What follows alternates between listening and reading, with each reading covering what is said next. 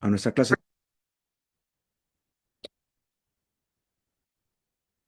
Queridos alumnos, en esta tarde les bendecimos en el nombre de Dios. Vamos a hacer la oración para dar inicio a nuestra clase.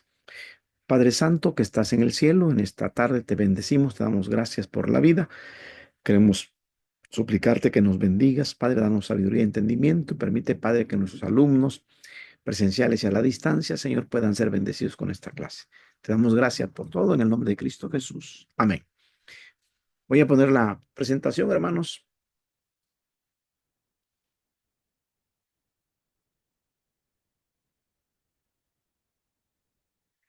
Bueno, hemos estado hablando acerca de los fundamentos y vimos la parte bíblica, espiritual, evangelística, y vamos a ver ahora en esta tarde el fundamento para las estrategias. Bueno, la palabra estrategia viene del griego stratus, que trata esta palabra de darnos a entender de una metodología sistematizada para llegar a un objetivo. Así que cuando hablamos de estrategias, hablamos de eso, de tener una metodología bien sistematizada para lograr el objetivo. Y se usaba esta palabra en los generales en las guerras. Los generales hacían estrategias para ganar las batallas. Muy bien, entonces en este tiempo de estudio nos toca hablar un poquito de las estrategias. Y una de las decisiones más importantes que deben tomarse al intentar sembrar alguna iglesia es determinar qué estilo de siembra vamos a utilizar. Y así que para este propósito vamos a dividir los estilos en cuatro categorías principales. Número uno, patrocinio. Número dos, pionero. Número tres, asociación. Y número cuatro, propagación. Así que cada uno de estos estilos vamos a ver sus ventajas y vamos a ver sus desventajas. Al conocernos, al conocer cada uno de estos cuatro estilos, es para podernos tener, para poder ayudarnos a reducir las desventajas y a maximizar las ventajas. Es decir, cuando hablamos de desventajas, no quiere decir que siempre van a ser un problema. Podemos reducirlas. Y aquellas que son ventajas, podemos hacerlas que crezcan y que se maximicen. Así que vamos a hablar de cada uno de ellos. Estilos de patrocinio. Estos estilos son aquellos en que una iglesia madre o patrocinadora, entre paréntesis, va a asumir la responsabilidad de comenzar una congregación hija. Entonces, ¿qué es el patrocinio? Una iglesia que va a patrocinar para comenzar una congregación, le vamos a llamar hija. En este estilo se requieren los recursos de personal, es decir, el personal de la iglesia, que son los miembros, se requiere el dinero, las finanzas, se requiere la capacitación y se requiere también los edificios, la parte física de los muebles inmuebles. Y estos todos se van a poner a disposición de la congregación hija. Este es el estilo que más se usa. Existen diversas variaciones de este estilo. Vamos a ver el primero, que es colonización. Entonces, cuando hablamos de colonización, vamos a hablar que una iglesia madre va a enviar un grupo núcleo a una nueva población, a una nueva comunidad, para allí organizar la nueva iglesia. ¿Cuáles son las ventajas de colonización?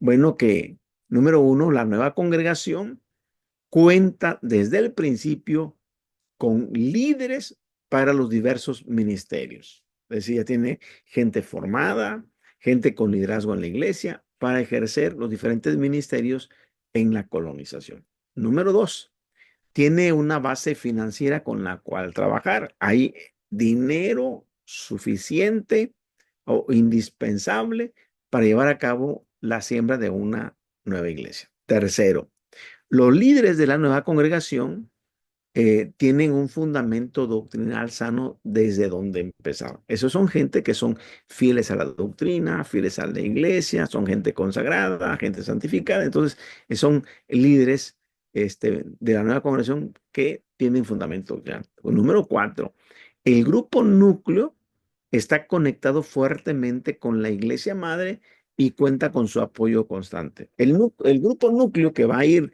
de esta iglesia a hacer una nueva iglesia, hay una muy fuerte conexión.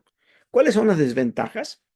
Las desventajas número 1 es que el grupo núcleo puede reproducir una réplica de la iglesia madre. Es decir, así como es la iglesia madre, así va a ser la iglesia hija. Como dice el dicho, de tal palo, tal astilla. Esa es una desventaja porque la verdad es que a lo mejor no se requiere ser una réplica. Dos, los miembros del grupo núcleo pueden estar tan cómodos que pueden tender a un ministerio de mantenimiento en lugar de lanzarse a evangelizar. Es decir, pueden llegar a la comodidad, a sentirse tan cómodos de mantenerlo que hacer trabajo de evangelización. Número 3, los miembros del grupo núcleo pueden ser reacios en aceptar a nuevos líderes que van surgiendo de la nueva iglesia, hermanos que quieran dirigir los cultos, hermanos que sepan instrumentar una guitarra, un piano. Y como ya tenemos el pianista y tenemos el guitarrista, pues no le damos ese chance, esa oportunidad a que otros ejerzan la predicación, la dirección del culto, etcétera. Entonces, ahí se levantan nuevos líderes, pero somos reacios en aceptarlos. Y por lo tanto, estamos nosotros, como número 4, que la iglesia madre ejerza demasiado control, puede estar controlando todo lo que pase en la iglesia hija, que no le da oportunidad a la iglesia hija a que se desarrolle, a que se desenvuelva y se convierta en una iglesia autónoma y además autóctona. Número 5. Depende también de la distancia que los miembros del grupo núcleo estén dispuestos a viajar. Es decir, si no quieren sacrificarse 1 hora de transporte, 2 horas de viaje, de estar dispuestos a ir a lo lejos. Cuando nosotros trajimos a los hermanos de la misión, donde estamos con mi esposa trabajando, a conocer nuestra casa, ellos dijeron, hermanos, ¿a poco desde aquí van hasta allá a atendernos? Y le dijimos, sí, y vamos viernes y sábado, desde aquí. Está re lejos, está lejos. Ustedes viven cerca de las reuniones. Nosotros con mi esposa vamos de lejos, pero estamos dispuestos a hacer el viaje. Estas son desventajas significativas, pero con previsión, pero con planeación previa, se pueden reducir al punto de que estas desventajas no estén incidiendo sobre las grandes ventajas que tenemos. Podemos hacer reducción de las desventajas. Segundo, grupo de trabajo. Es similar a cuando vimos el estilo de colonización. Aquí lo diferente es que el grupo núcleo no tiene la intención de quedarse en la nueva congregación, sino regresa a la iglesia madre después de que aquella se haya formado. Es decir, nosotros vamos, colonizamos, pero no nos quedamos ahí. Nosotros nos regresamos a la iglesia que nos vio nacer, a la iglesia madre. Al sembrador le conviene planear varios acuerdos que reduzcan el impacto al retirar el grupo núcleo. ¿Por qué? Porque los hermanos se empiezan a adaptar a nuestra forma de predicar, nuestra forma de dirigir, a cómo atenderlos, y de repente les decimos, ya no vamos a venir, o van a venir otros en nuestro lugar, y esto pues genera un impacto. Primero, el sembrador puede animar a los líderes del grupo núcleo a reproducirse por medio de capacitar a miembros de la nueva congregación antes de que ellos regresen a la iglesia madre. Es decir, a ver, tú eres músico, tú eres maestro de niños, tú eres maestro de jóvenes, levanten dentro del grupo y a uno que va a tomar su liderazgo, capacítenlo, trabajen con ellos para reducir el impacto. Segundo, los integrantes del grupo núcleo pueden irse también de manera escalonada, no de un golpe, sino de irse, a ver, unos se van a ir en el mes de septiembre, otros en el mes de noviembre y otros hasta el principio del otro año. Entonces vamos a ir como escalonados, no nos vamos a ir todos de un sopetón. de así de un golpe. Tercero, el grupo núcleo puede alistar a miembros de la iglesia madre para que se hagan miembros de la nueva congregación, trayendo con ellos sus diezmos y talentos. Así que podemos nosotros trabajar con miembros de la iglesia madre para que se hagan miembros de la nueva congregación. Y tiene que ver que les quede cerca la nueva congregación. Tiene que ver que ya no van a gastar tanto en transporte para ir a la iglesia madre, les queda cerca la iglesia hija. Y entonces los vamos comprometiendo para que sus diezmos y sus talentos se vayan quedando en la nueva congregación. Porque se va a requerir más adelante que se vaya a poder independizar, es decir, que sea autónoma y autóctona. Iglesia madre, congregaciones satélites, como por ejemplo una iglesia que puede tener varias congregaciones hijas en diferentes comunidades, sobre todo a distancia de la iglesia madre, que les quede a dos transportes, que se bajan de un transporte y van a otro, que la distancia sea pues a una hora o más de una hora, y entonces tenemos hijas en diferentes comunidades y entonces tenemos congregaciones satélites. ¿Cuáles son las ventajas? Que estas congregaciones hijas pueden beneficiarse del apoyo de la iglesia madre. Segundo, las congregaciones satélites pueden beneficiarse también de la imagen de la iglesia madre. No solamente el apoyo económico, sino también la imagen. Tercero, la iglesia madre puede tener ministerios entre diferentes grupos culturales y socioeconómicos en la ciudad. Quiere decir entonces que una iglesia madre puede tener iglesias satelitales, congregaciones satelitales, en donde por razones socioeconómicas o culturales son diferentes a la iglesia madre. Entonces tenemos alguna diferencia. Y aquí podemos pensar que no se requiere que tengamos edificios, porque este grupo de personas se pueden reunir en casas de familia o en salones o en lugares rentados. Número 5. Algunas iglesias ven este estilo como uno que lleva a un incremento en lugar de una disminución en su membresía. Quiere decir que esos grupos pueden ir, por así decirlo, teniendo, por ejemplo, 3 sábados, sus reuniones allá a la distancia, y un sábado al mes se vienen junto acá a la iglesia madre a tener cultos de avivamiento. Entonces, son parte de la membresía de la iglesia madre. En lugar de que este estilo los reduzca en membresía, los incrementa. Desventajas, ¿cuáles son las desventajas de este sistema? Bueno, que la iglesia madre las considere como extensiones permanentes. Es decir, son parte de la iglesia y son extensiones permanentes. Y no quiere dar a las nuevas congregaciones la libertad de serlo, de ser autónomas y autóctonas. Una manera de superar esta desventaja es que la iglesia madre tenga una metodología flexible que aliente a las congregaciones para que en corto tiempo o con el tiempo lleguen a ser iglesias ya establecidas.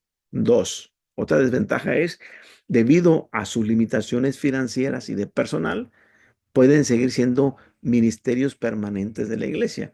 Es decir, como no tenemos la economía para rentarles un edificio, ni tampoco contamos con mucho personal de ministerios de alabanza o grupos de alabanza, predicadores, instructores de escuelas sabáticas, etc. Como no tenemos todo ese personal, entonces también nos causa este tipo de limitación. Así que las nuevas congregaciones que tienen la potencialidad de llegar a ser iglesias establecidas no lo hacen porque han desarrollado una actitud de dependencia de la iglesia madre. Entonces, empezamos nosotros y pasan los años y ellos creamos una dependencia. Ellos siguen dependiendo de la iglesia madre, y porque no le hemos dado una actitud de desarrollo.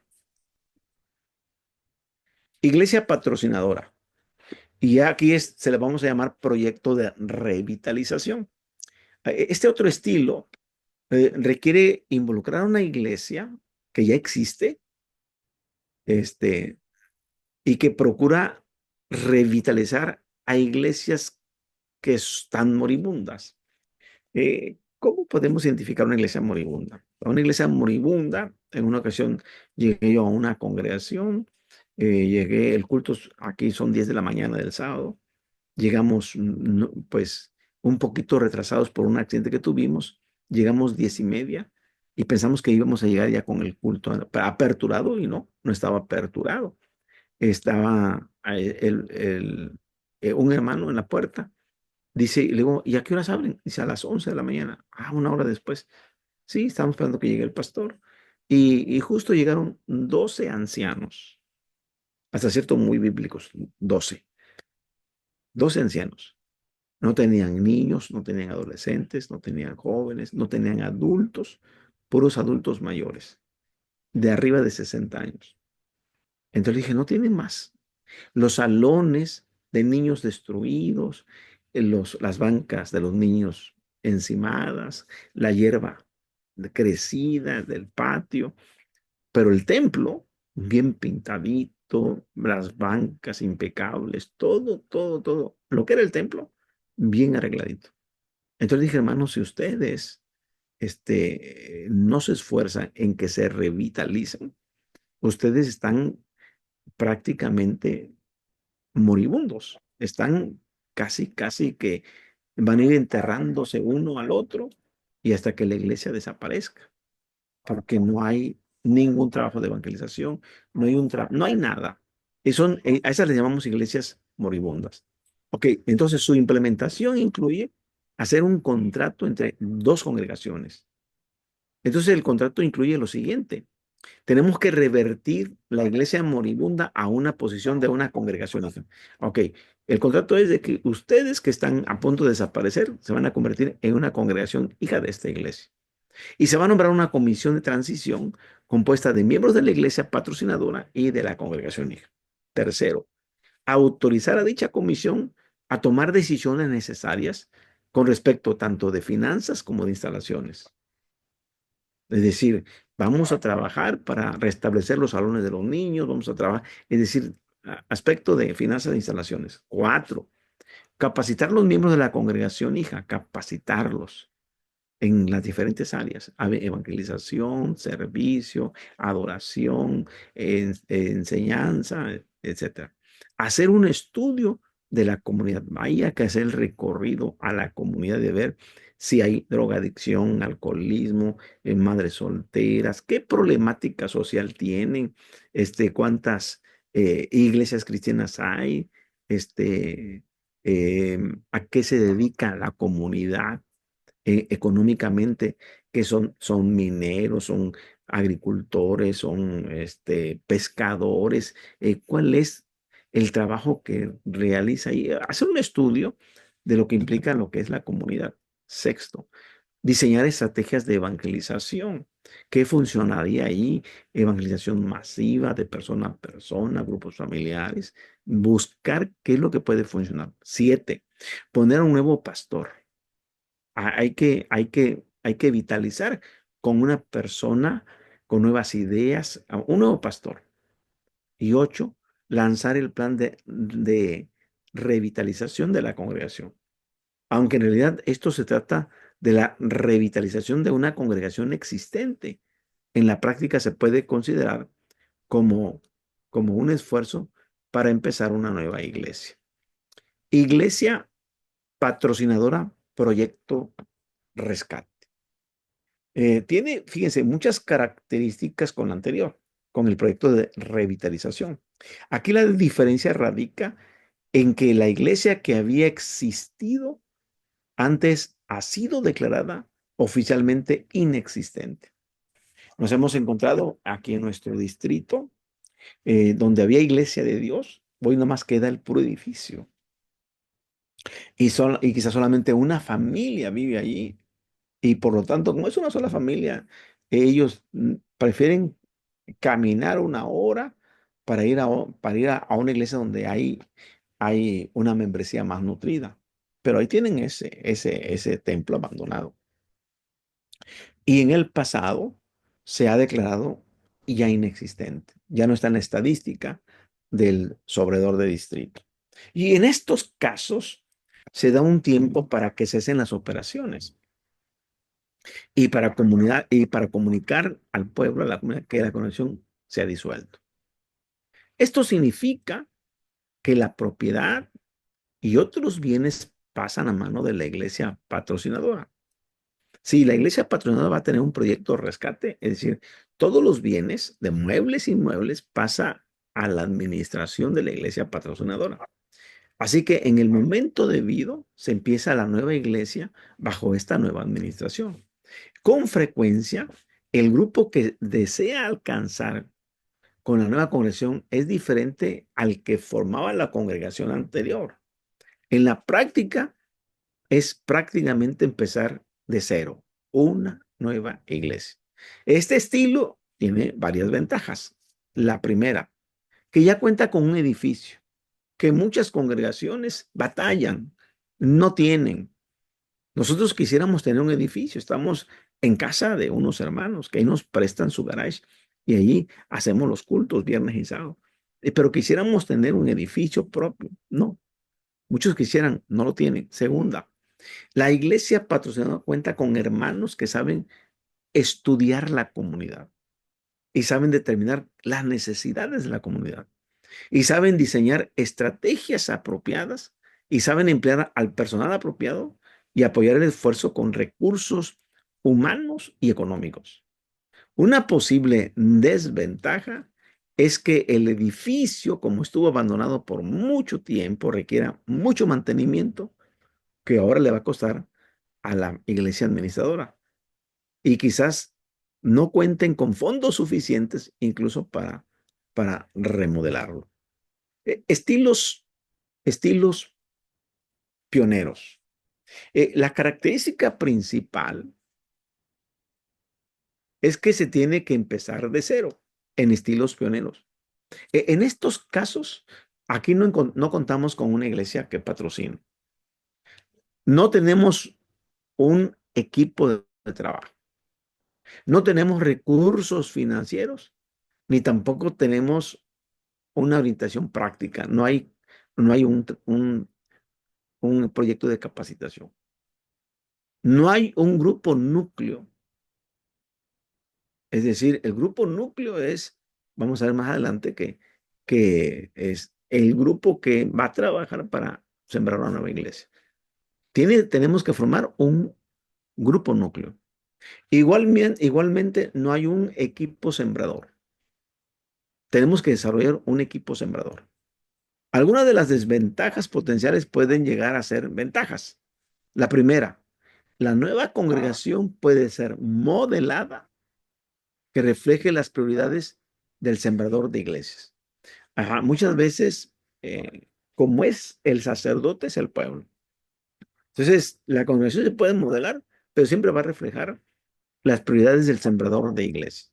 Si el sembrador de iglesias, su énfasis es la adoración, le va a echar muchas ganas a tener buenos aparatos, buenos instrumentos musicales, buenas voces, buenos músicos. Si el sembrador de iglesias, su trabajo es evangelístico, entonces su congregación va a ser modelada a la predicación del evangelio. Así que muchas veces va a reflejar las prioridades del sembrador. Segunda, la nueva congregación casi en automático se contextualiza en su comunidad, porque es aquí donde proceden los miembros. Es decir, los miembros de ese lugar, de ahí proceden y entonces en automático se contextualiza esa comunidad. Tercera, la nueva congregación puede desarrollarse de manera que reproducirse sea parte de su composición genética. Es decir, como nos hemos reproducido nosotros, podemos nosotros ayudar a que otros se reproduzcan. Entonces hay una situación genética de que pasamos de una generación a otra generación o de un discípulo a otro discípulo. Y podemos hacer un discipulado multiplicador, discípulos que hacen discípulos y entonces le van poniendo la composición genética de discipular a otros. Hay distintos tipos de sembradores de iglesia en este trabajo pionero. El primero podemos hablar de un sembrador de iglesias pastor, que siembra, pero que al mismo tiempo es pastor. Es el que se siente llamado a hacerlo para una comunidad. hacer todo lo que se requiera a fin de empezar allí una iglesia. Y él dedica tiempo, dinero y esfuerzo.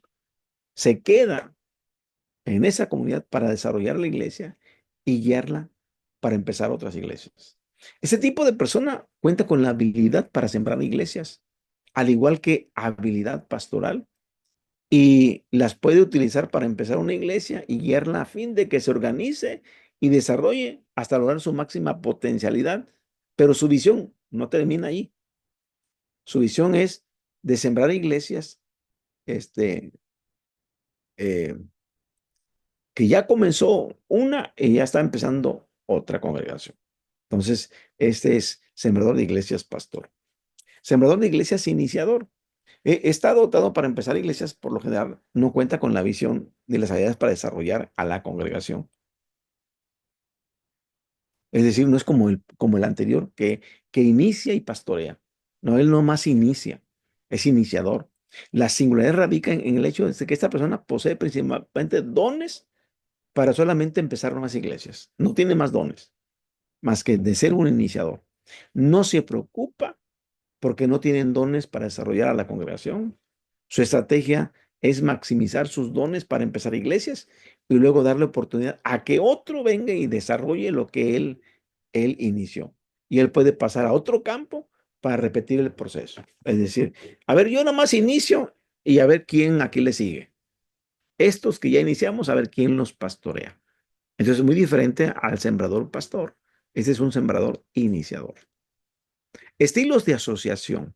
El estilo que llamamos asociación se refiere a juntar los recursos de iglesias existentes para empezar nuevas congregaciones.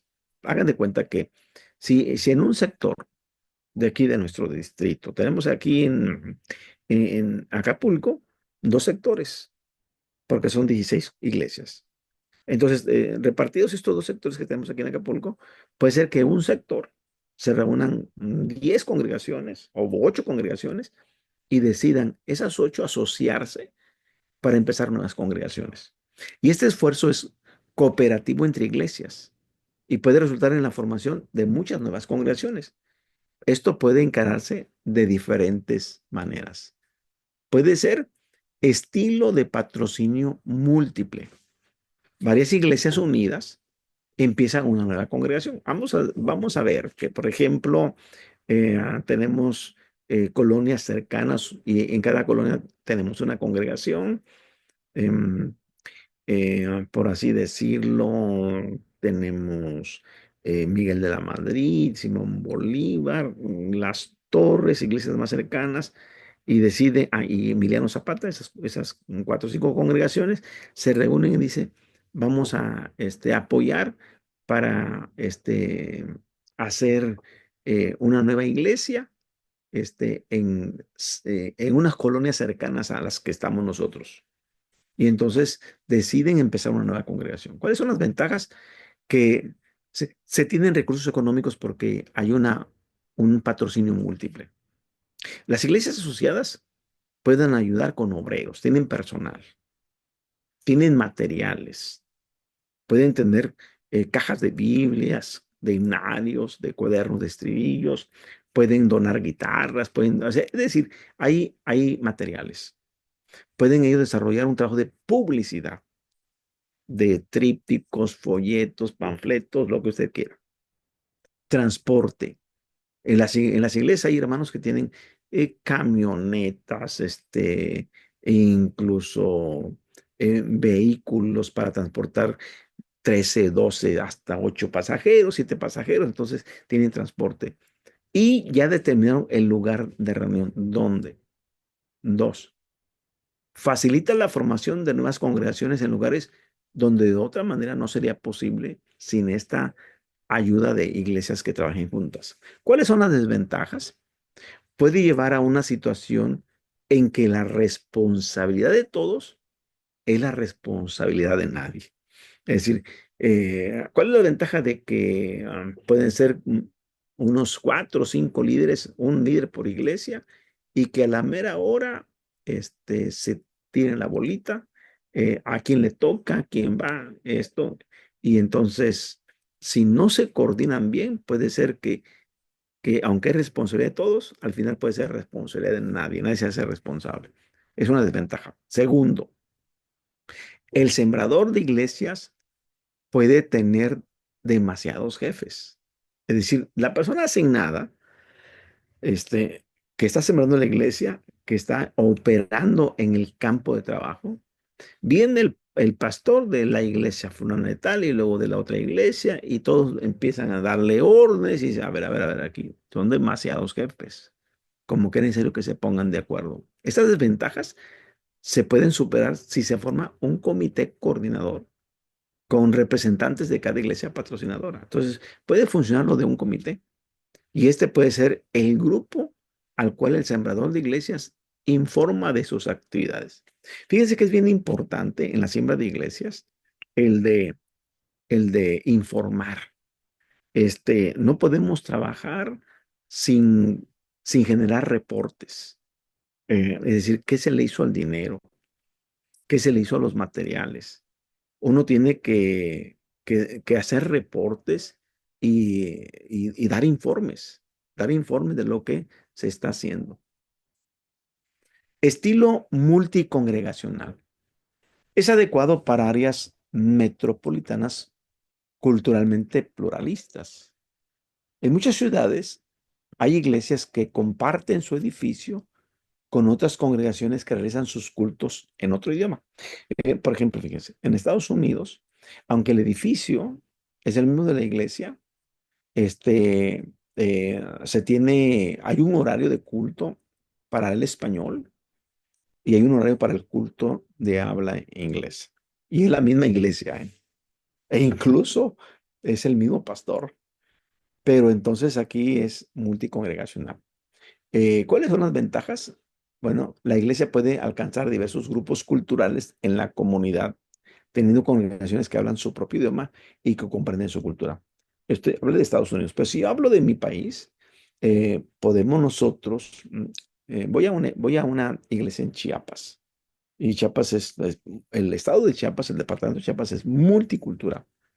Y entonces he estado con hermanos que son tzotziles, en la de tzotzil, pero también he predicado con hermanos que son tojolabales y que hablan el idioma. Entonces, por ahí visité una congregación donde el 90% hablan el tzotzil y un 10% hablan el español. Entonces, ahí el culto prácticamente es en un idioma. Pero ¿qué pasó con esta congregación donde casi el 100% hablaba tzotzil y que estaban en la misma colonia y nomás los dividen unas cuantas eh, bloques o cuadras y ya se estableció otra iglesia donde no se habla tzotzil, se habla el español y está un poquito más moderna en el sentido del idioma, por el idioma nada más.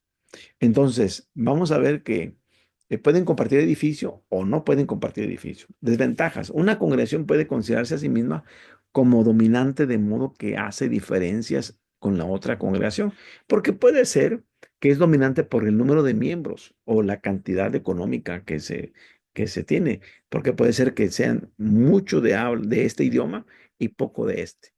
Puede ser un 80-20, 70-30, es decir, la diferencia. Es muy raro que encontremos el 50 y el 50, 50% y 50, ¿no? Siempre a veces va a haber una parte dominante. Las congregaciones pueden carecer de libertad de expresar su vida congregacional, liderazgo, estilos de adoración relacionados con su cultura. Es decir, eh, muchas veces nosotros nos vemos limitados en poder expresar a la hora del culto la manera de cómo adoramos, de cómo alabamos a Dios. Y nos vemos restringidos por el estilo de adoración que tiene la iglesia y el estilo que tiene de adoración la otra cultura. Tercero, tener un pastor que no tenga la visión. Esa puede ser una desventaja. Puede ser un pastor que no tiene la visión de atenderse a dos tipos de congregaciones o multicongregacional. Número cuatro, las congregaciones existentes pueden frenar a una congregación que ha crecido y que podría independizarse. Puede llegar el momento en que ya son tantos que dicen, vamos nosotros a retirarnos, a irnos, porque nos sentimos más cómodos, nos sentimos más cómodos separados. Y entonces hay esa reticencia, hay ese rechazo de no dejarles independizarse. Se pueden superar estas desventajas. Número uno, hacer un acuerdo formal que explique claramente lo que se espera de cada congregación. Número dos, formar un comité con representantes de cada congregación para tomar decisiones relacionadas con las finanzas, con el uso del edificio y con las actividades compartidas. Sobre todo, miren, con respecto a la limpieza de sanitarios, a la limpieza del santuario, a los aspectos de que hay que dejarles limpio para el culto que a continuación sigue. Es decir, dejar todo bien en su lugar. Y y me ha tocado que en algunos usan solamente el piano y una guitarra, y en el otro culto usan la batería. Entonces, ¿qué hacen? Cubren la batería, eh, eh, usan solamente ciertos instrumentos o los otros no. Es decir, pero hay una situación en la que está bien explicado, bien determinado, y entonces se puede compartir el uso y las actividades compartidas. Tercero, hacer el llamado a un pastor que esté dispuesto a trabajar según los acuerdos. Y número cuatro, las congregaciones asociadas deben acordar que cuando la congregación está lista para independizarse, se deben de hacer los arreglos necesarios para que esto ocurra. Estilo adopción.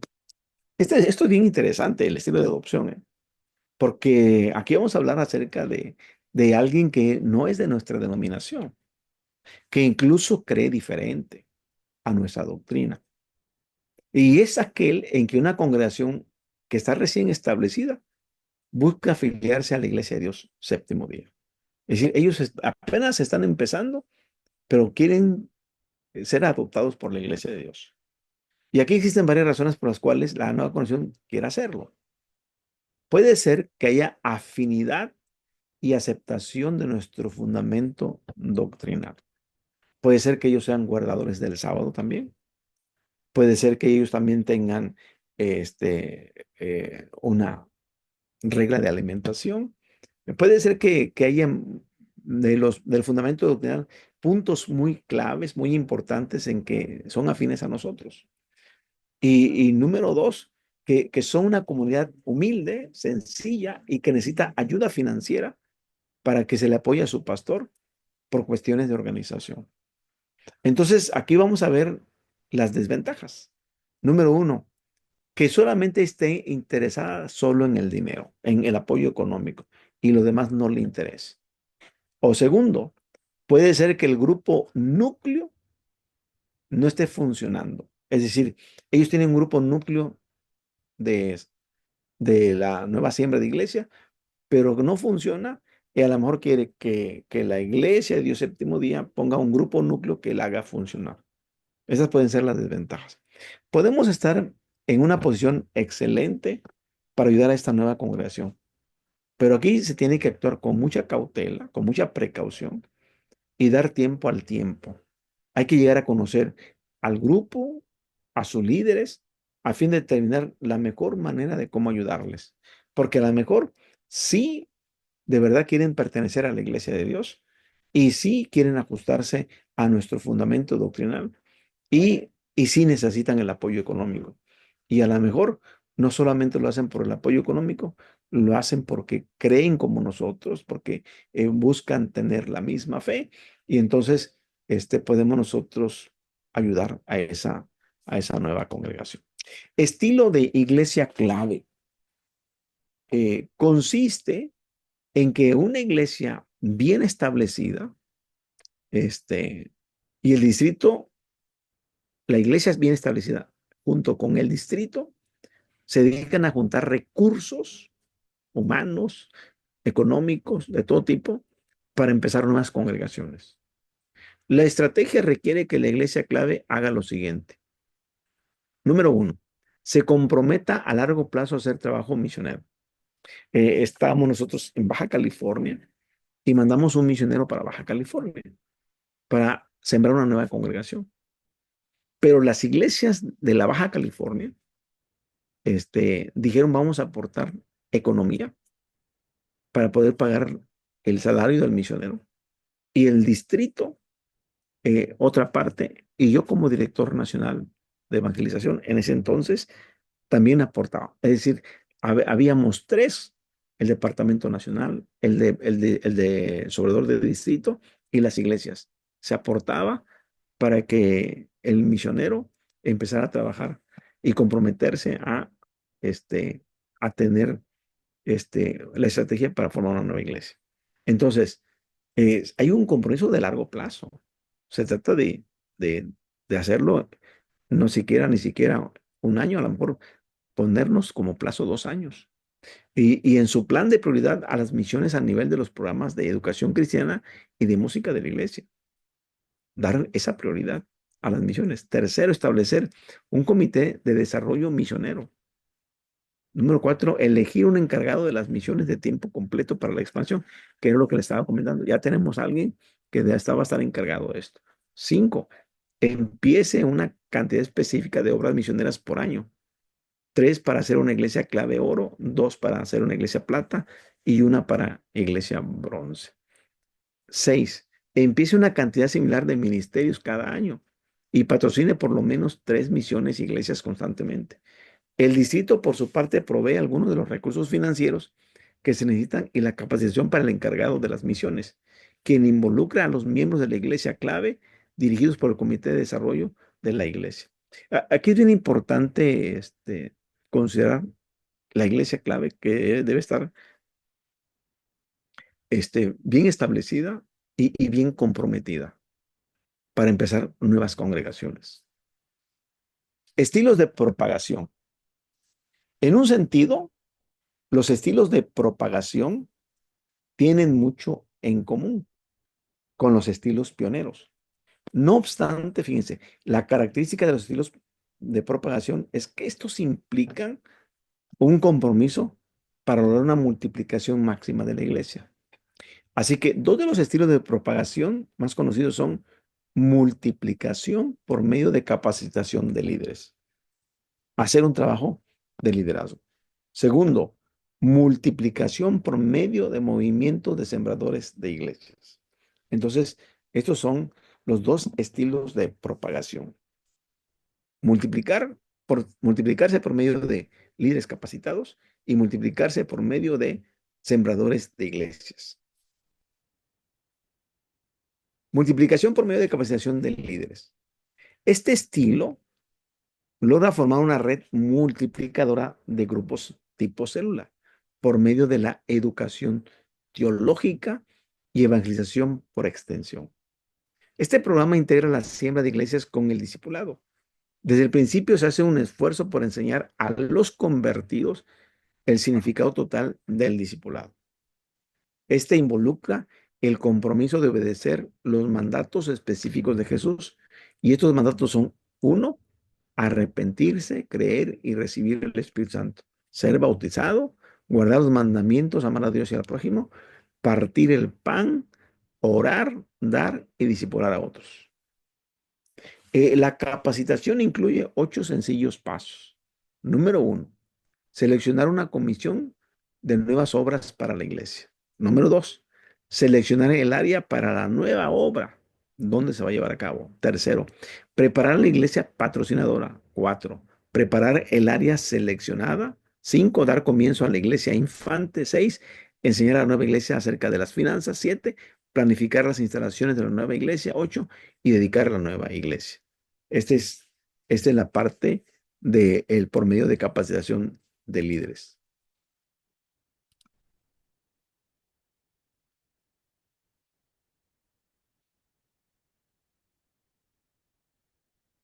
Multiplicación por medio de movimientos sembradores de iglesias. El promotor más eficaz de este estilo ha sido el apóstol Pablo. Miren, con su liderazgo de Pablo se iniciaron múltiples congregaciones nuevas. ¿Cuáles fueron sus principios? Uno, ser sensible al Espíritu Santo, quien le indicaba a dónde ir y a dónde no ir. Y ahí tenemos Hechos 16:9. Segundo, pagar el precio, sufrir en el nombre de Cristo. Y, y podemos ir, por ejemplo, de ir y no ir. Vamos a leer Hechos 16:9. Vamos a leer la Biblia. Dice la palabra Hechos 16:9. Y se levantó, perdón, y se le mostró a Pablo una visión de noche. Un varón macedonio estaba en pie rogándole, diciéndole, pasa a Macedonia y ayúdanos. Y pagar el precio, sufrir en el nombre de Cristo. Segunda a los Corintios, capítulo 6, verso 5, dice el texto. En azotes, dice Pablo, en cárceles, en tumultos, en trabajos, en desvelos, en ayunos.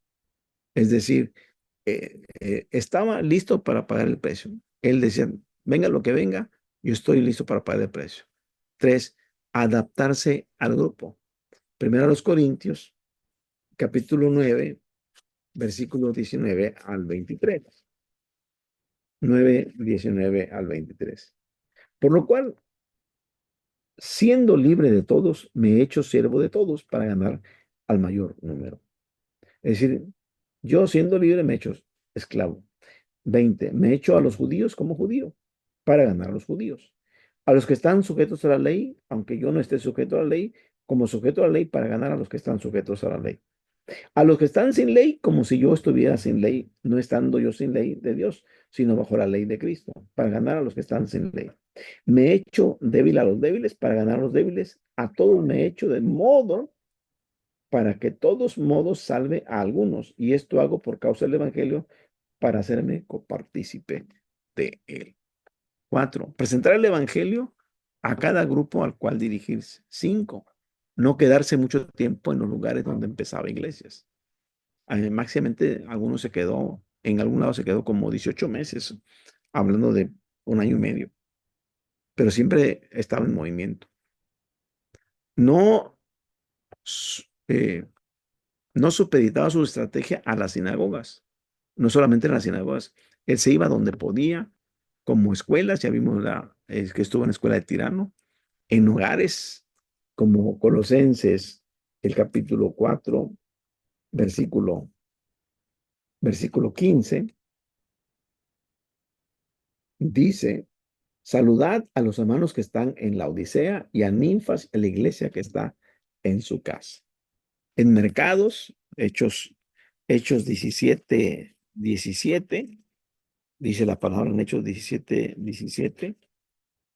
Así que discutía en la sinagoga con los judíos y piadosos y en la plaza cada día con los que concurrían. Así que estaba dispuesto, número 7, a confiar en los líderes que surgían en cada iglesia. Por ejemplo, en Hechos 14, versículo 23, dice la palabra, y constituyeron ancianos en cada iglesia y habiendo orado con ayunos, los encomendaron al Señor en quien habían creído. Es decir, confiaban en las personas que los ponía como líderes y esas personas surgían en cada iglesia. 8. Estaba comprometido a capacitar a los líderes. Verso 21. Y después de anunciar el evangelio a aquella ciudad y de hacer muchos discípulos, volvieron a Listra, a Iconio y Antioquía. Es decir, estaban dispuestos a dar la enseñanza, a ser discípulos. 9. Hacía todo lo que podía para alentar a los líderes. Verso 22. Confirmando los ánimos de los discípulos, exhortándoles a que permaneciesen en la fe y diciéndoles es necesario que a través de muchas tribulaciones entremos en el reino de Dios. Para iniciar movimientos sembradores de iglesias, el misionero tiene que estar dispuesto y capacitado para hacer lo siguiente. Número 1, responder al llamado de seguir a Cristo. Número 2, trabajar a lo largo del mundo, a donde el Señor nos mande. Tercero, a veces hay que cruzar fronteras políticas como un extranjero. 4, ministrar desde su propia cultura a un grupo diferente. 5, evangelizar en medio de poblaciones no evangelizadas como su principal función. Sexto, buscar a otros colaboradores de la gran comisión para hacer equipo. 7, Trabajar como un misionero profesional, donde estoy dedicado a misiones. 8. Concentrarse en el segmento con el cual trabaja, considerándolo su vocación total. 9. Obedecer las leyes nacionales en lo que respecta a la evangelización abierta. Es decir, si estoy en un país donde está restringido predicar en tales días y en tales horarios, bueno, hay que ser respetuosos. 10. Permanecer apolítico y a salvo de hostilidad estatal, desalojos o provisiones. Si vamos a un país y ahí predico y hay cierto movimiento político en la sociedad, nosotros no nos involucramos ni con partidos, ni con política, ni nada. Ser no tradicional, si la obra misionera al estilo tradicional es imposible. Es decir, cada uno de nosotros, quieras o no, trae su propia tradición de cómo fue formado en la iglesia. Y a veces nosotros, al salir de nuestro lugar de origen y vamos a otro, nos vamos con nuestra propia tradición. Y digo, hay tradiciones buenas, pero hay tradiciones que también no son tan buenas. El mismo Jesús criticó que los judíos seguían tradiciones de hombres, pero su corazón estaba lejos de Dios. Entonces, que la tradición no nos aparte de Dios, ni tampoco apartemos a las personas de Dios por nuestra tradición. Eh, Cada iglesia tiene su propia tradición. Cada iglesia tiene su propia tradición. Por ejemplo, yo he ido a congregaciones en donde en una nave de la iglesia solamente se sientan hombres y en otras solamente mujeres. O me ha tocado ir donde las hermanas visten una ropa tradicional del pueblo, que es un vestido del pueblo, que por cierto es muy caro porque está bordado a mano. Y van a la iglesia con sus vestidos, las mujeres de la comunidad.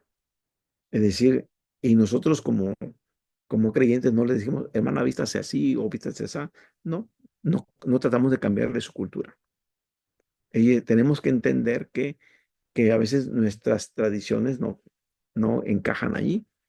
Y, y puede ser que ellos no estén acostumbrados a usar corbata o camisa como nosotros utilizamos en la iglesia.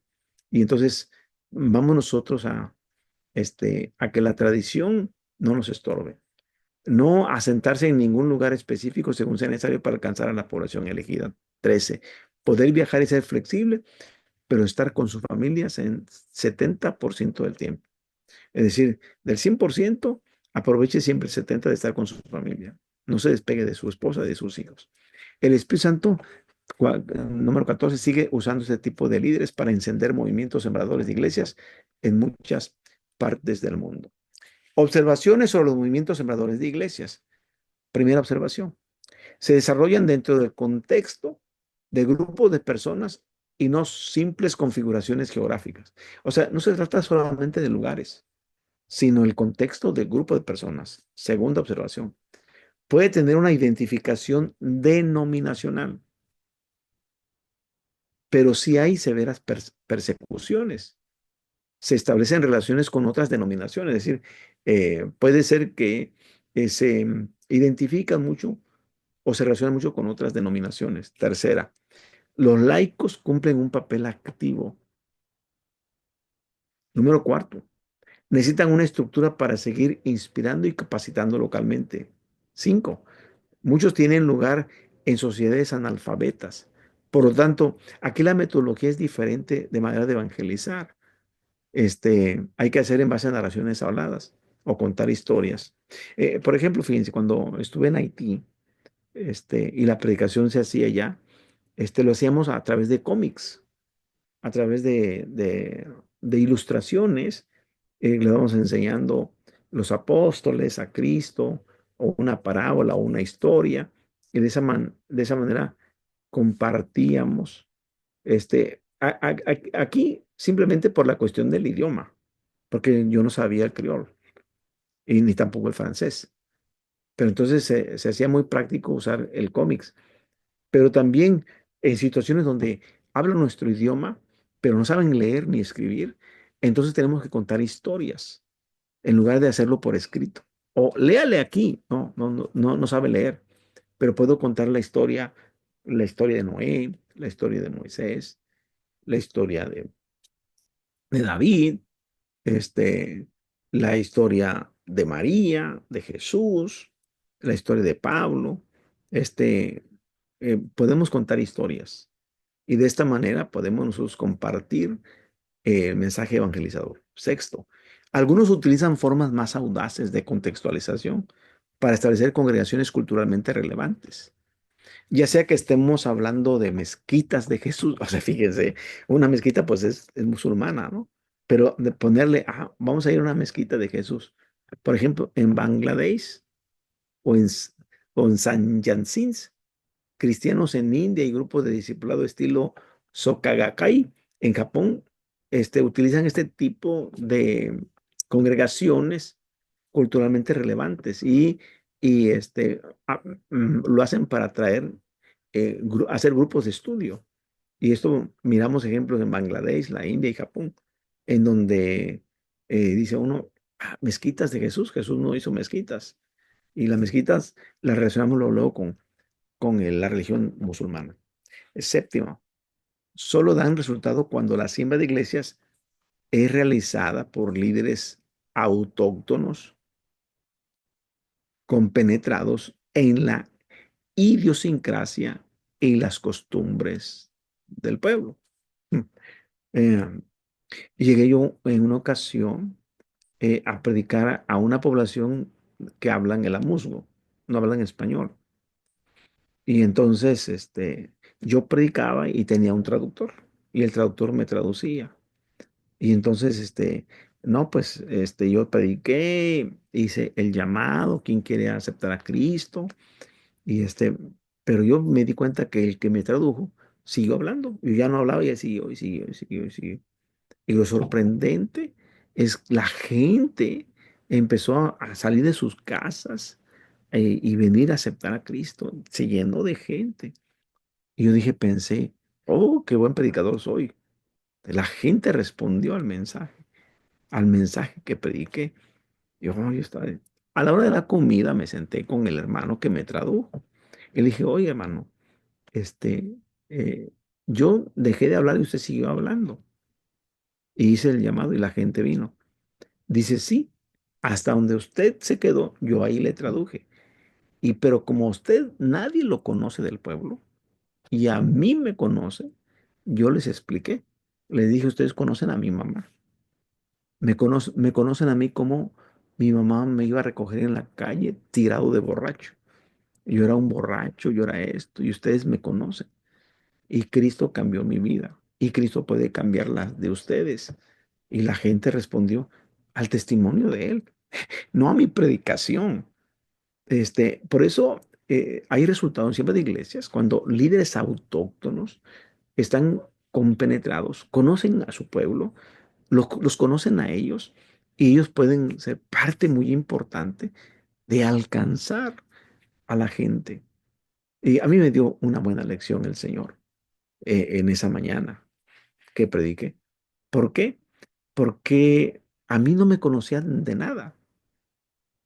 Solamente tenía retórica, bonitas palabras y solamente, pero no conocían mi testimonio, no sabían mi vida. Y el hermano que vive allí empezó a decirles lo que él era antes y lo que Cristo había hecho en su vida, la transformación de su vida y la gente creyó. Estilos eh, para alcanzar grupos étnicos. Bueno, cuando decimos grupo étnico, nos referimos a un grupo pequeño que vive en el contexto de una sociedad predominante.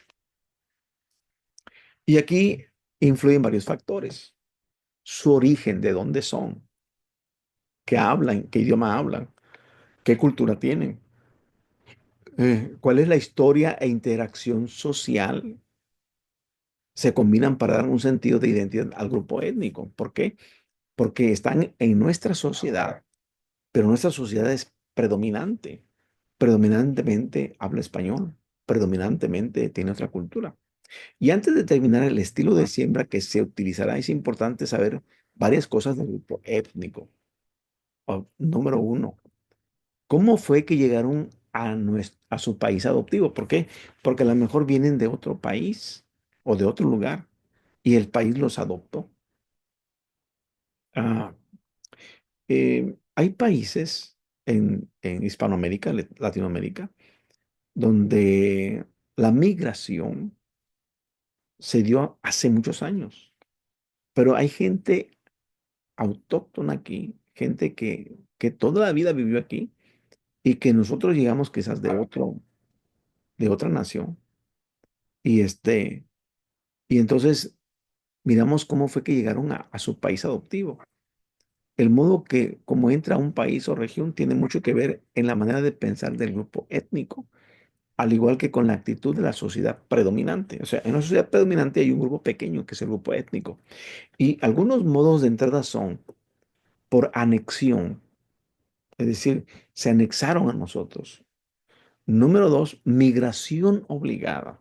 Es decir, los trajeron como esclavos, los trajeron como migrantes obligados o migración voluntaria. Son personas refugiadas que pidieron un refugio político. Este, tenemos gente en nuestro país, en México, que han pedido al país que los refugie, que vienen de otra nación donde fueron violentados en sus derechos y entonces vienen y acá hacen una migración voluntaria. Otros pueden llegar por inmigración legal o inmigración ilegal. La migración legal, bueno, se da porque yo quiero serme residente del país de Argentina o del país de México y entonces tramito documentos, papeles para que me haga yo un migrante legal. Pero también, que se da mucho para los Estados Unidos y también para México, que nos llega mucha inmigración ilegal, que vienen sin documentos, vienen sin papeles y que muchas veces no llegan a quedarse en Estados Unidos y se quedan aquí en México, o llegan a Estados Unidos y llegan como inmigrantes ilegales. Y así yo tengo muchos paisanos del otro lado de la frontera que son ilegales y otros ya tienen papeles, son legales. Entonces, fíjense, estamos hablando de cómo alcanzar grupos étnicos, que son grupos pequeños. Y aquí vamos a ver cuál es su grado de asimilación.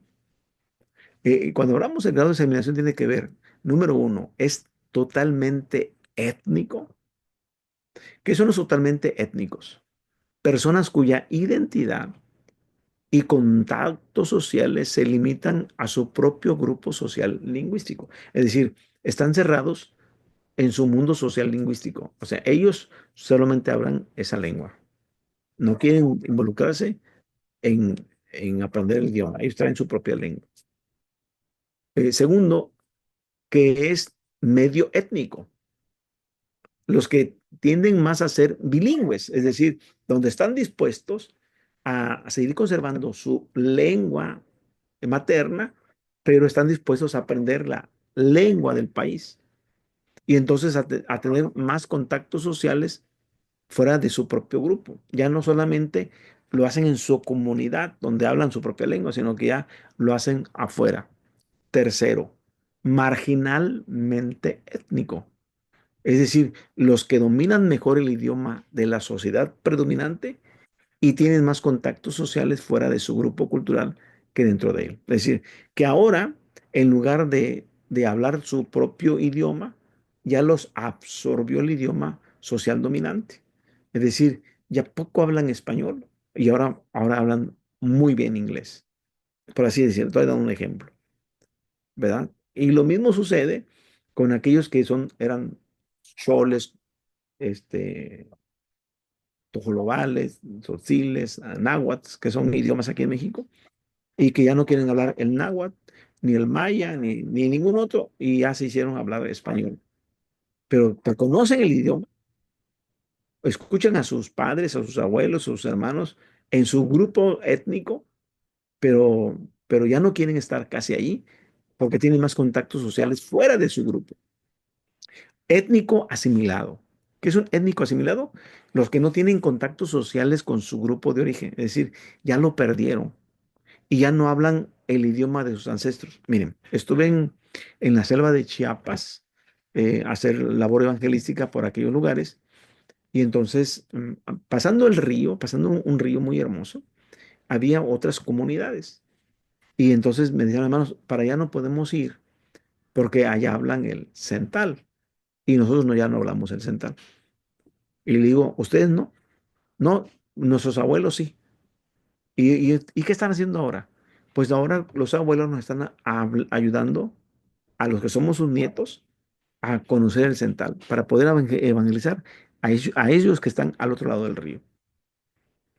Pero quiere decir que cuando sus padres ya no se preocuparon porque sus hijos, los abuelos saben el idioma, pero ya sus padres le dijeron a sus hijos, no, váyanse a la escuela y aprendan solo español. Y ya en su casa, ya poco escuchaban el central, ya estaban solamente hablando español. Entonces, son étnicos asimilados, los que no tienen contactos sociales con su grupo de origen. Es decir, aunque tienen el abuelito ahí, el abuelito no les habla. Les empezaron a enseñar el idioma porque ellos se convirtieron en obreros de la iglesia y querían compartir el evangelio al otro lado del río. Y empezaron otra vez a buscar el idioma de sus ancestros. Étnico revitalizado. Personas que están procurando alejarse de la asimilación cultural y volver a sus raíces culturales. Bueno, en el caso que yo les comentaba, no es ese. Ellos solamente están aprendiendo el idioma. Pero el étnico revitalizado es aquella persona que puede ser tercera, cuarta o quinta generación de su lugar de origen y entonces está tratando de procurar este, alejarse de tener asimilación cultural y quiere volver a sus raíces, a conocer su cultura, a conocer su idioma, a conocer su forma de cómo se lleva la sociedad en su lugar de origen, en su pueblo, y todo lo que tenga que ver con esa idiosincrasia. Etapas de asimilación. Las diversas etapas de asimilación requieren que se establezcan diferentes tipos de congregaciones. El hecho de que los grupos étnicos se han asimilado en distintos grados en la sociedad predominante significa que se necesita una variedad de estilos congregacionales. Es decir, como tenemos aquí ya asimilados, entonces ya los estilos congregacionales van variando.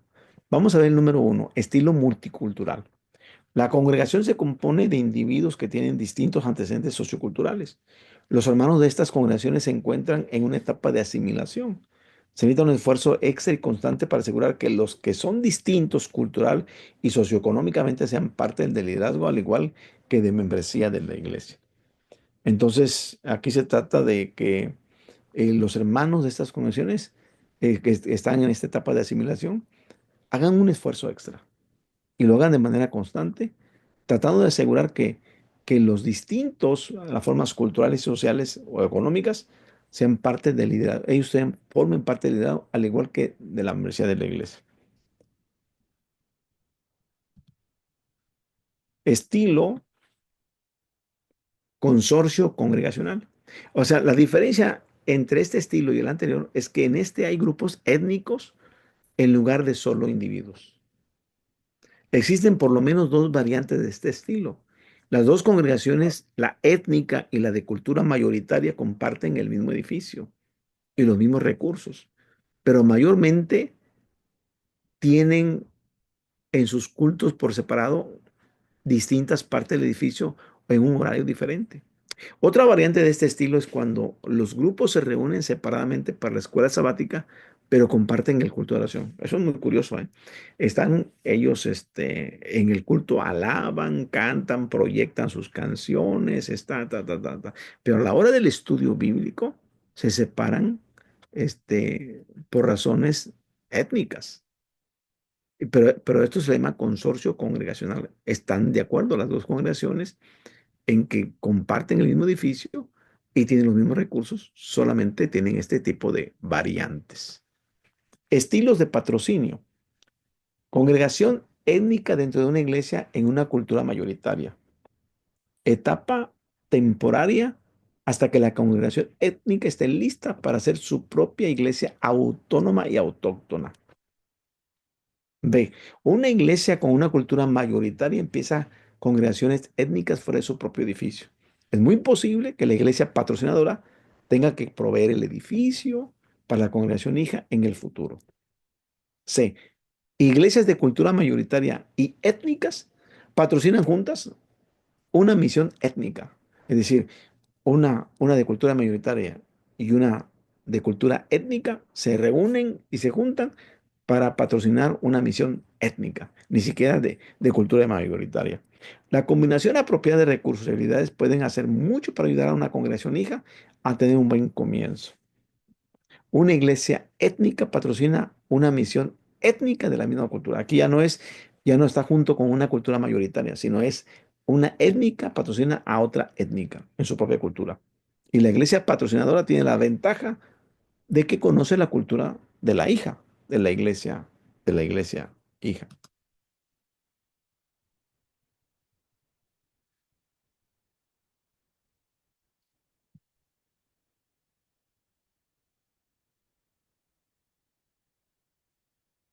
Muy bien.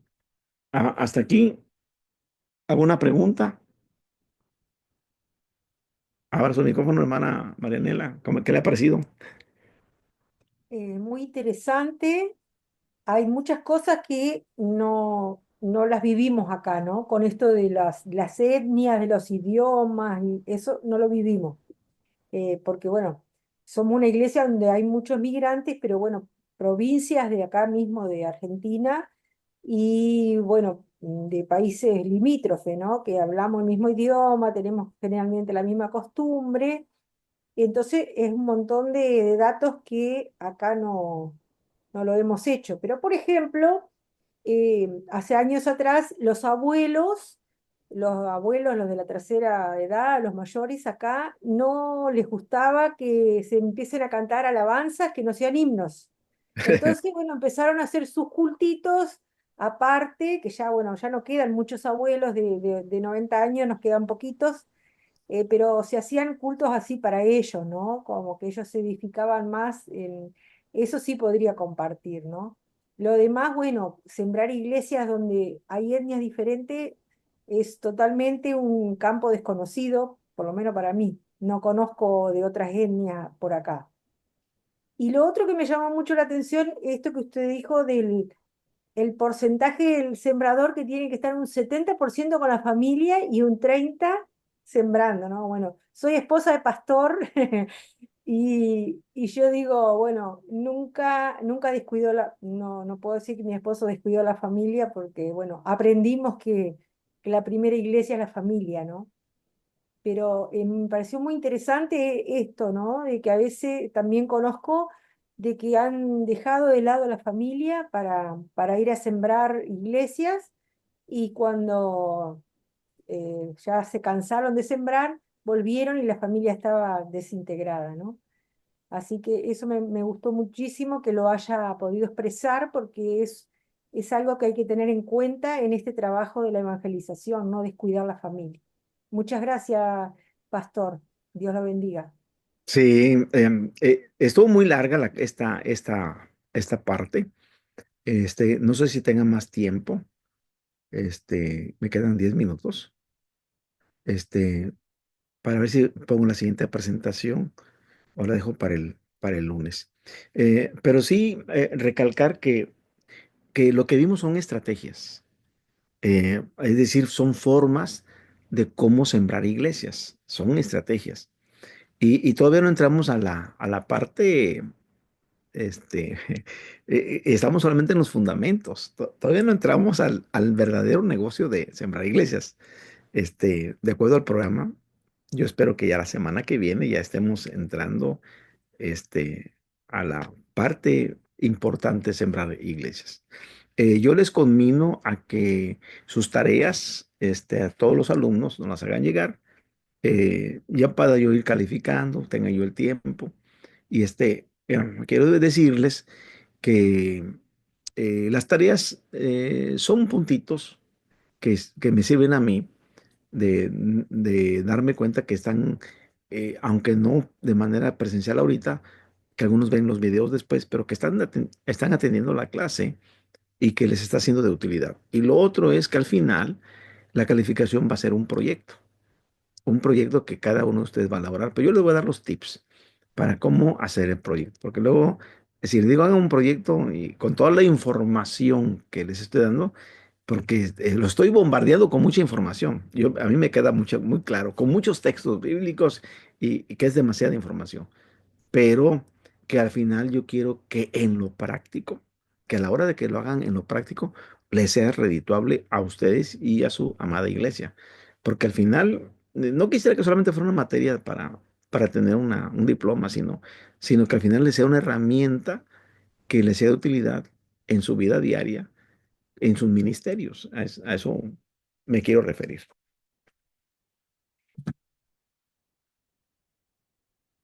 Pues bien, no creo que me quede mucho tiempo, son 10 minutos. A lo mejor damos algo de introducción, para aprovechar este tiempo. Voy a ver si me puedo poner la siguiente presentación, permítanme.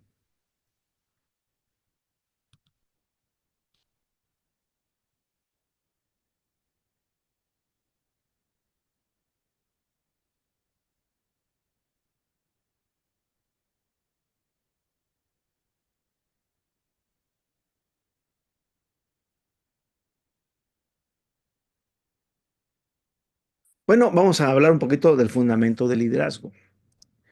Y ya estamos prácticamente en el número 8. La siembra de iglesias requiere de un buen liderazgo. Aquí el imperativo de contar con líderes se aplica a cada nivel, desde el grupo que inicia hasta el que planifica, hasta el equipo a nivel local. El sembrador de iglesias debe convertirse en un líder apostólico para lograr adelantos en la organización y poder iniciar iglesias. El sembrador acepta la verdad de que su ministerio depende de la llenura del Espíritu Santo y de su poder que capacita. Este ministerio de sembrar iglesias enfoca su energía en encontrar y ganar almas, incorporarlas en congregaciones vivas, crecientes, discipuladoras y llevando estas ovejas a que maduren en la fe y en el testimonio de Cristo. Esta sección va a tratar del importante tema del liderazgo para la siembra de iglesias, y la Biblia es el lugar lógico y más preciso para buscar ejemplos o características del líder. Siempre me atrevo a vacunar a mis alumnos y decirles, liderazgo o líder no aparece en la Biblia, no lo va a encontrar. El que no aparezca la palabra no quiere decir que no haya liderazgo y que no hablemos de líder. Entonces, se habla de administrador, de mayordomo, que son palabras que se asemejan a esto, pero el que no encontremos en la Biblia la palabra liderazgo, líder, no quiere decir que no haya habido líderes en las Sagradas Escrituras. Los 10 rasgos del líder cristiano. Primero, un llamado claro. Uno de los rasgos principales del líder es comprender que este esfuerzo es un plan de Dios y no es un deseo humano. Pablo explica su experiencia de ser llamado al ministerio de Dios. Cuando Ananías va a buscar a Saulo, pues Ananías tiene miedo porque es un perseguidor de la iglesia. Y dice la palabra aquí en el capítulo 9 de Hechos, verso 1, dice, Saulo, respirando aún amenazas y muerte contra los discípulos del Señor, vino al sumo sacerdote. Y aquí está la historia de que pide cartas, y todo el capítulo 9 miramos manera como es convertido Saulo y su llamado. Y miramos, Saulo hace las dos preguntas más importantes que cada cristiano tiene que hacerse. ¿Quién eres, Señor? ¿Y qué quieres que yo haga? Y entonces, aquí Pablo explica acerca de su llamado, diciéndole a Ananías, Ananías, levántate, verso 11, y ve a la calle que se llama derecha y busca en casa de Judas a uno llamado Saulo de Tarso, porque aquí él ora y ha visto en visión a un varón llamado Ananías que entra y le pone las manos encima para que recobre la vista. Ananías entonces respondió el Señor, he oído de muchos acerca de este hombre, cuántos males ha hecho a tus santos en Jerusalén. Y aún aquí tiene autoridad de los principales sacerdotes para prender a todos los que invocan tu nombre. Y el Señor le dijo, ve, porque instrumento escogido me es este para llevar mi nombre en presencia de los gentiles y de reyes y de los hijos de Israel. Entonces, cuando miramos que, fíjense cómo el testimonio del llamado de Pablo es tan impactante que está mencionado por el doctor Lucas en tres ocasiones, Hechos 9, Hechos 22 y Hechos 26. Pero en Hechos 26 y 19, al testificarle a Agripa, le dice, por lo cual, oh rey Agripa, no fui de su vientre la visión celestial, pero su llamado, dice la palabra aquí, que era predicarle a gentiles y reyes y a los hijos de Israel. Entonces, está predicándole al rey Agripa. Entonces, cada obrero cristiano necesita tener la convicción segura de que su vida está siendo guiada por la voluntad de Dios. Hay que hacer la distinción entre el llamado de Dios a un ministerio cristiano de tiempo completo y el llamado específico a sembrar iglesia. Son cosas diferentes. Un llamado dentro de un llamado. Por ejemplo, somos llamados a la salvación, pero cuando decimos llamados a la salvación, podemos recibir otro llamado, y es el llamado al ministerio, y o al ministerio o al llamado específico de sembrar nuevas iglesias. Y entonces cada uno tiene que tener ese tipo de experiencia. Todos tenemos que ser obedientes al llamado que Dios nos hace. La Biblia es una fuente de ayuda positiva para encontrar la voluntad de Dios. ¿Qué quiere Dios para mí? Entonces yo debo reconocer que en nosotros mismos están los dones dados por Dios de liderazgo, de fe, de evangelismo, de espíritu emprendedor y amor al ministerio de la iglesia local, etcétera. Y yo les pedí en la tarea, en sus tareas, que me hagan llegar qué dones y qué ministerios están ustedes realizando. Porque el primer rasgo para cualquier líder bíblico es tener un llamado claro de Dios. Segundo, una visión segura. La palabra visión aparece en todos los escritos sobre liderazgo. Una buena, hablado de liderazgo secular, ¿verdad? Una buena definición es el atributo o habilidad que permite que uno entienda, cultive y comunique un futuro preferido que motiva y mide la expresión misionera tanto del líder como de sus seguidores. Es decir, todo líder cristiano tiene que poseer esta cualidad de ver y comunicar lo que puede llegar a ser en base a lo que realmente es. Es decir, ¿cómo estoy ahora? ¿Y cómo veo mi ministerio dentro de 5, 10, 15, 20 años?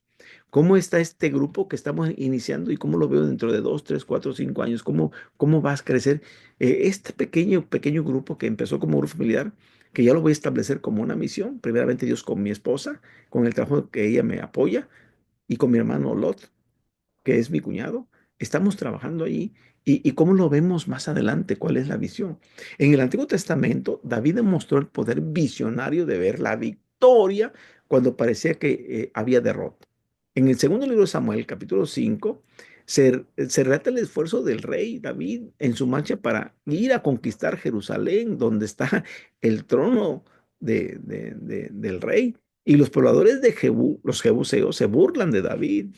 Allí le dicen, nunca vas a tomar la ciudad. David no puede entrar acá, de segunda Samuel 5:6. Las burlas de los jebuseos fortalecieron las intenciones de David y dio nuevos bríos a David para resolver esta situación y lograr tomar la ciudad. La visión hizo que David viera la victoria de Dios en lugar de ver las dificultades impuestas por poderes humanos, y en este caso, por la burla de los jebuseos. Sembrar iglesias entonces requiere una dosis grande de tal visión. Hay que tener unos muy buenos lentes. El apóstol Juan, prisionero en Patmos, viendo el movimiento cristiano bajo presión, como el imperio estaba yendo con todo contra la iglesia, la persecución y el peligro que la iglesia estaba presentando, él tuvo una visión y escribió lo que le relata Jesús. Él no ve el peligro presente, sino ve una victoria permanente, ve hacia el futuro. Dice Apocalipsis 21, 1 al 5, que él ve un cielo nuevo y una tierra nueva y la nueva Jerusalén que desciende del cielo. Es decir, él está motivado por lo que ve, por lo que viene, no por lo que está pasando, que él está en la isla de Patmos porque el emperador lo desterró, lo desterró el emperador. Y entonces él está allá y él no ve su sufrimiento. Él ve hacia el futuro. Tener una visión que procede de Dios permite al líder ver victorias, comunicárselas a otros. Y el sembrador de iglesias tiene que tener este atributo, ver a personas que no han creído, pero que van a creer. Y ven este pequeño grupo y ven iglesias ser recogidas en comunidades que adoran al Señor. ¿Cuántas personas tendremos aquí levantando las manos al Señor y cantándole con júbilo al Rey nuestro Salvador? Entonces, ver hacia el futuro. El líder tiene que tener una conducta intachable. No se trata de que tengamos solamente habilidad, motivación o una personalidad o estar muy capacitados. eh, puede sustituir el carácter en el obrero o líder cristiano, esto sí, pero las personas que Dios usa son personas de conducta intachable. José llegó a ser el segundo de Faraón, pero él demostró un rasgo de integridad en todas sus acciones. Fue vendido, la mujer de Potifar quiso que se acostara con él, él dijo, no, el amo me tiene aquí como mayordomo, pero tú eres su esposa, y él huyó, le costó la cárcel, el sufrimiento, pero superó todo aquello. Esas experiencias fueron difíciles, pero al final su conducta intachable lo llevó a tener un buen liderazgo como segundo de Faraón. Pablo escribe a Timoteo enumerando las cualidades del líder y empieza con irreprensible. 1 Timoteo 3:2. El joven pastor Tito recibió el mismo mensaje en cuanto a los ancianos que debía establecer. Tenían que ser irreprensibles. Tito 1:5 al 7.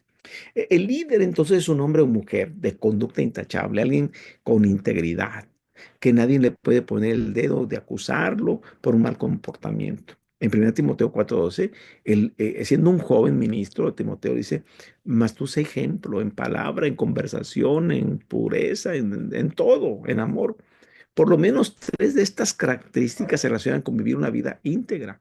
El líder debe ser fiel a su cónyuge, debe ser prudente, debe de controlar sus tendencias o sus excesos. Ser prudente, alguien que está sensato, que es digno de confianza, que tiene buen juicio.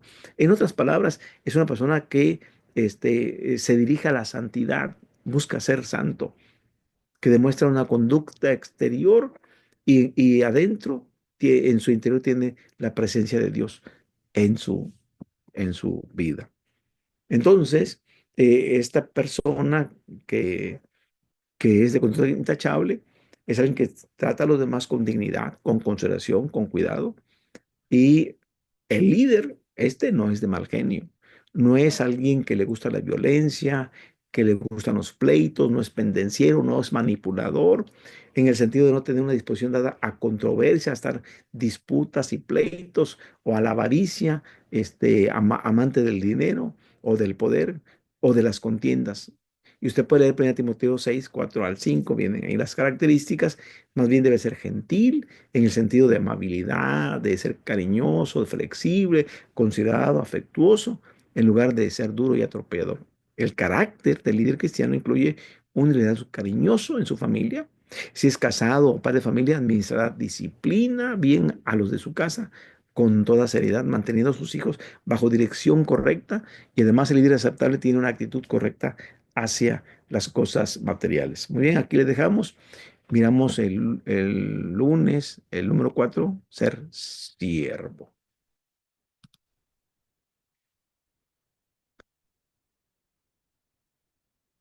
Oramos para concluir. Amantísimo Dios y Padre, te damos gracias por esta clase. Bendice a nuestros alumnos. Que sea de bendición esto en el nombre de Jesús. Amén. Dios les bendiga. Nos vemos el lunes. Les encargo sus tareas.